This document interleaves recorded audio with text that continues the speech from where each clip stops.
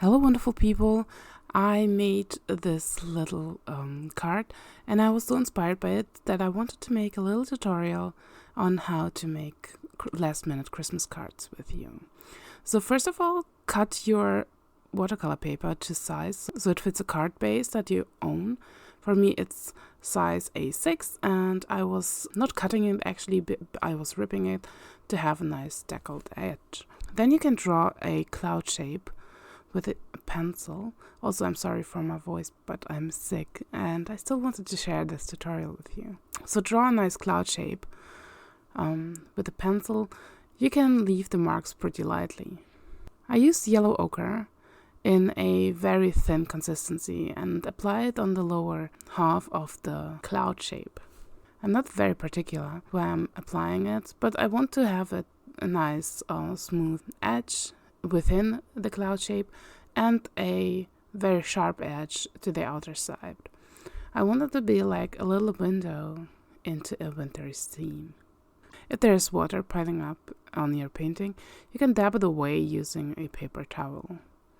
Use some English red or burnt sienna with ultramarine to mix a very, very dull grayish purple, which I do apply on the upper side of the cloud shape.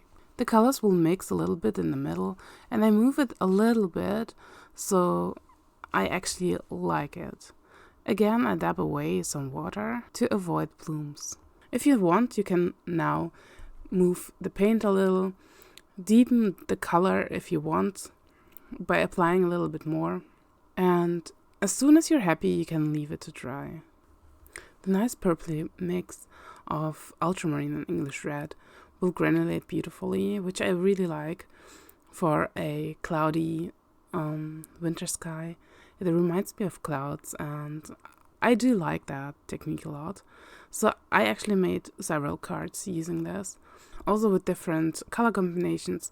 I think indigo will work also very nicely, but I wanted to use this limited palette and colors that are probably accessible to most who own like a beginner's set. After the cloud has dried, I will draw myself some lines which will help me to guide my eye when I paint the trees.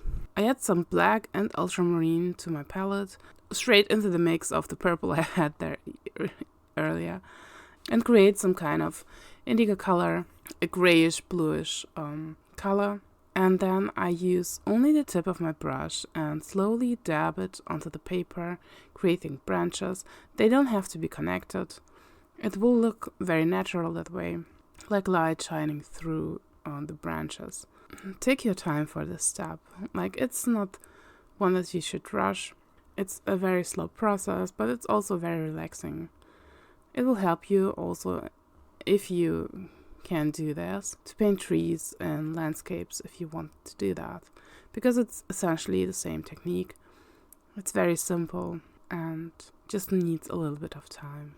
I like it when you can learn and improve, making little projects like this one, and then can include these techniques into the bigger paintings, bigger projects that you maybe plan to make. Before I paint a stem, I add some clean water to the lower half or lower third of the cloud. Again, using only the tip of the brush, I paint a little stem. The point where it connects to the wetted area, it will spread and creates this nice shadow effect. Using the same indigo mixture, I paint the second tree using the same technique. This tree again connects to the wetted area. To deepen the color of the first tree, I dab a little bit with a loaded brush into the branches I have painted earlier. I also add a little dab on the left side, just to enhance that there's indeed some border there too. In the end, after the trees have dried, I load my brush with some white gouache and sprinkle a little bit of snow over the painting.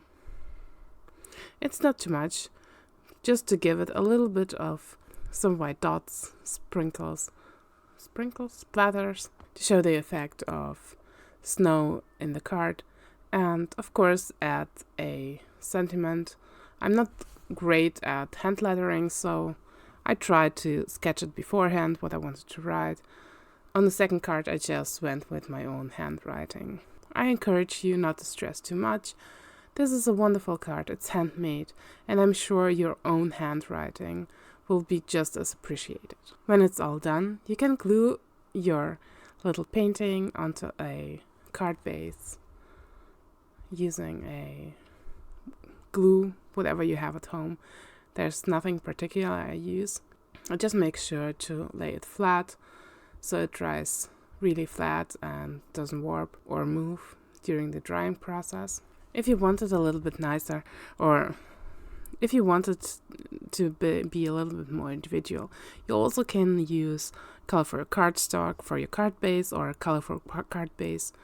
So as it's visible, you will have a little rim around your card. I'm sorry again for my voice. I'll try to be better soon, and it's a little bit tough to make voiceovers with my voice being like this. But I wish you all a wonderful time. Stay safe, stay healthy, and be creative. I hope to see you soon. Bye!